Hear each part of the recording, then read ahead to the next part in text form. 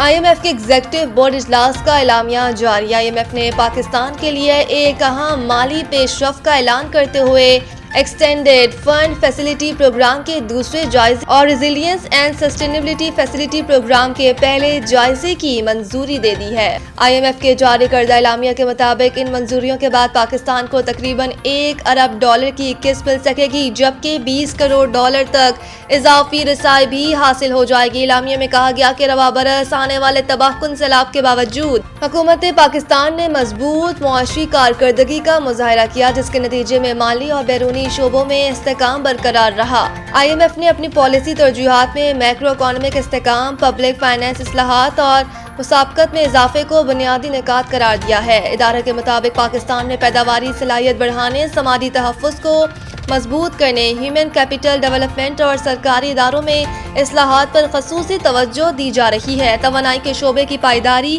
عوامی خدمات کی بہتری اور اصلاحاتی عمل کی تسلسل کو بھی IMF نے ضروری قرار دیا ہے۔